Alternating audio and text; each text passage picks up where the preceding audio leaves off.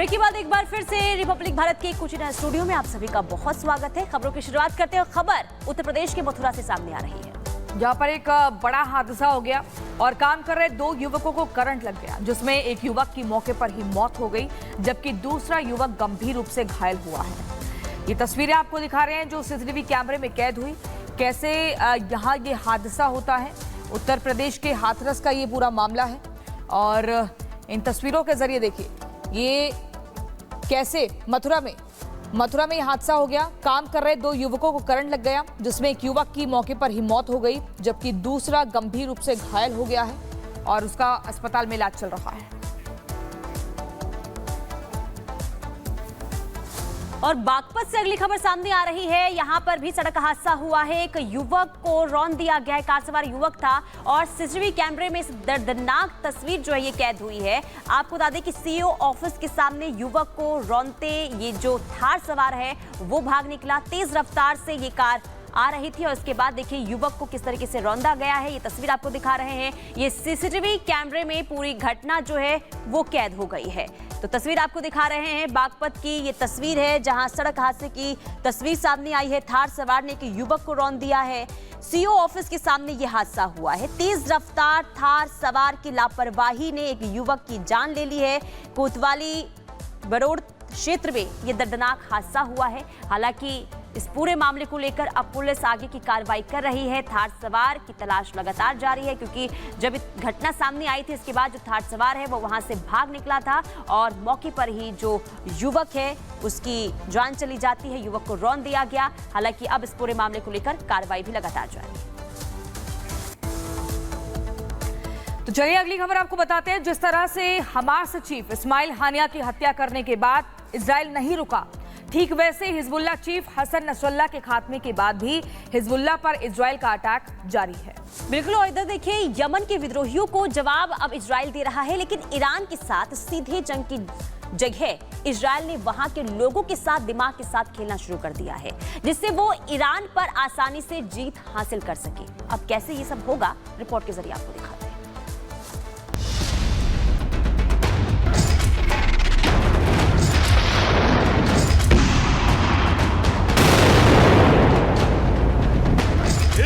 Israel एक साथ 3 मोर्चों पर युद्ध लड़ रहा है। हमास, हिजबुल्लाह और हूती पर कहर बरपा रहा है। अपने दुश्मन के खात्मे को लेकर इजरायली पीएम बेंजामिन नेतन्याहू के इरादे बिल्कुल स्पष्ट हैं। हमास के पहले हमले के बाद वो कई बार अपनी आखिरी चेतावनी को दोहरा चुका है। वो चेतावनी है दुश्मन का समूल नाश। इजराइल ने हसन नसरल्लाह को मारकर हिजबुल्लाह को अब तक का सबसे बड़ा झटका दिया। तेल अवीव पर हूती के ड्रोन और मिसाइल अटैक के बाद इजराइल ने यमन में ऑपरेशन हूती दहन शुरू किया, जो यमन विद्रोहियों पर आईडीएफ के ये सबसे बड़े हमले हैं। इजराइल के आक्रामक तेवर से साफ है कि वो अब रुकने वाला नहीं है। अब वो अपने दुश्मनों का संपूर्ण विनाश करने के बाद ही रुकेगा। एक तरफ ट्रिपल एच को मिट्टी में मिलाने के इरादे से आगे बढ़ रहा है तो वहीं इनको समर्थन देने वाले ईरान पर आंखें तरेर रहा है। इजरायली पीएम बेंजामिन नेतन्याहू सीधे शब्दों में ईरान के सुप्रीम लीडर को चेतावनी दे रहे हैं। पहले ईरान और अब मिडिल ईस्ट तक अपनी पहुंच गिना रहे हैं। There is nowhere in the Middle East Israel cannot reach. There is nowhere we will not go to protect our people and protect our country. Netanyahu की बातों से साफ है कि अपने दुश्मन को लेकर उनके इरादे स्पष्ट हैं और अब वो रुकने वाले नहीं हैं। इसीलिए उन्होंने एक वीडियो संदेश भी जारी किया। पहले ईरान के सुप्रीम लीडर अयातुल्लाह खामेनेई को धमकाया, फिर उन्हीं के खिलाफ ईरानी आवाम को भड़काने और बरगलाने की कोशिश की। Every day you see a regime that subjugates you make fiery speeches about defending Lebanon, defending Gaza. Yet every day, that regime plunges our region deeper into darkness and deeper into war. Every day, their puppets are eliminated. Ask Mohammed Deif, ask Nasrallah. With every passing moment, the regime is bringing you, the noble Persian people, closer to the abyss. The vast majority of Iranians know their regime doesn't care a whit about them. If it did care, if it cared about you, it would stop wasting billions of dollars on futile wars across the Middle East. It would start improving your lives. Imagine if all the vast money the regime wasted on nuclear weapons and foreign wars were invested in your children's education and improving your health care, in building your nation's infrastructure, water, sewage, all the other things that you need.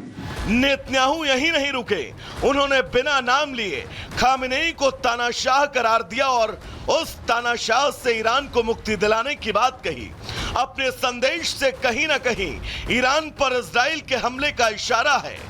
When Iran is finally free, and that moment will come a lot sooner than people think, everything will be different.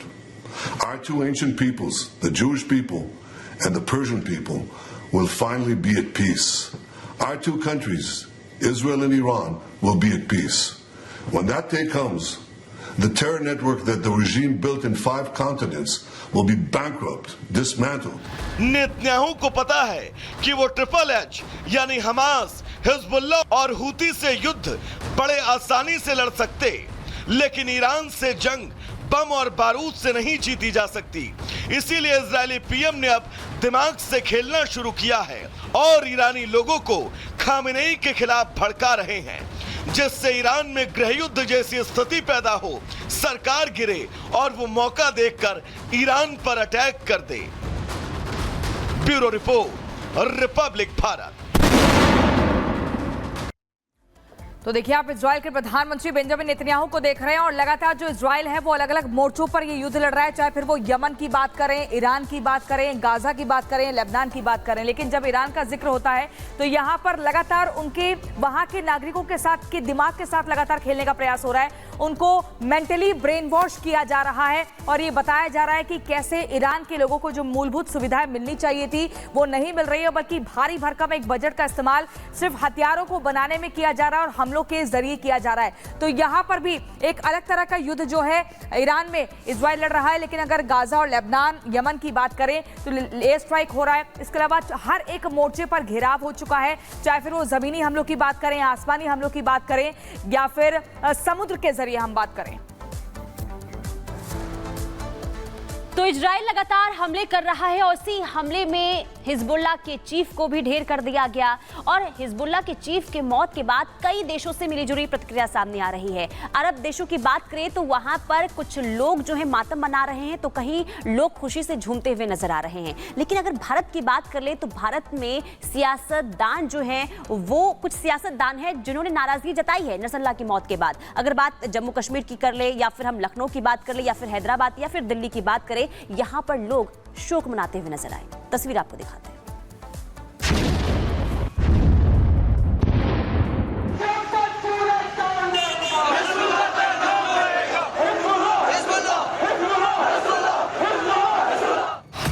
हमदर्दों का मेला है, Hezbollah के मुजाहिदों, हम तुम्हारे साथ हैं।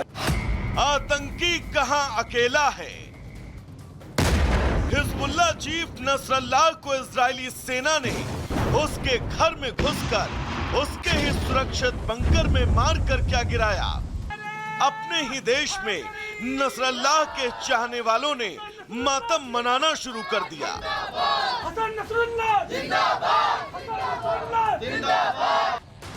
Israeli सेना ने chief Nasrallah को मौत के घाट क्या उतारा। उसके समर्थन में अपने ही देश में लोग शोक मनाने लग गए। इजरायली सेना ने नसरुल्लाह को उसके अंजाम तक क्या पहुंचाया। अपने ही देश में उसके समर्थन में आवाजें उठने लगी।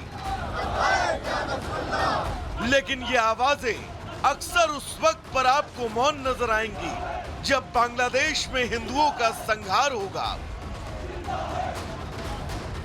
उस वक्त भी मौन नजर आएंगी जब कश्मीर घाटी को हिंदू पंडितों से खाली करा दिया जाएगा।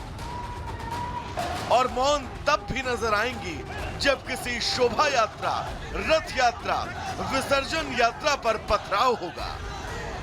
और सबसे ज्यादा दर्द तो कश्मीर घाटी से सामने आया जब एनसी के सांसद ने हानिया और नसरल्लाह को शहीद का दर्जा दे डाला। सुनिए। कभी शहीद इस्माइल हानिया को शहीद किया जाता, कभी हसन नसरुल्लाह को शहीद किया जाता। तो ये फलस्तीन के मजलूम की जो लड़ाई है, उसमें जो रीढ़ की हड्डी है उसको तोड़ना चाहते हैं, उसे कमजोर करना चाहते हैं, और बहुत बड़ा नुकसान पहुंचा इस शहादत के जरिए। तो वहीं महबूबा मुफ्ती ने तो अपने चुनाव प्रचार तक पर ब्रेक लगाकर नसरल्लाह की शहादत मनाने में जुट गई और शोक का ऐलान कर दिया। शोक का ऐलान लखनऊ में भी किया गया, जहां मौलाना यासूब ने तो उनकी शान में जमकर कसीदे पढ़े और शिया समुदाय से 3 दिन के शोक का ऐलान कर डाला। हिजबुल्लाह के सरबराह सैयद हसन नसरुल्लाह की शहादत हो गई। मैं एक अपील करता हूं कि हमारे मुल्क हिंदुस्तान में कम से कम 3 दिन का शोक मनाया जाए। नसरल्लाह के प्रति हमदर्दी के भाव में बह रही नदियां सिर्फ यहीं तक सीमित नहीं रही। देश भर के कई हिस्सों में नसरल्लाह के लिए शोक सभाएं आयोजित की गईं। कई जगह पर नसरल्लाह की फोटो पर हार चढ़ाए गए, तो कई जगह पर लोग नसरल्लाह को शहीद बताते हुए हाथों में मोमबत्तियां लेकर सड़क पर उतर आए।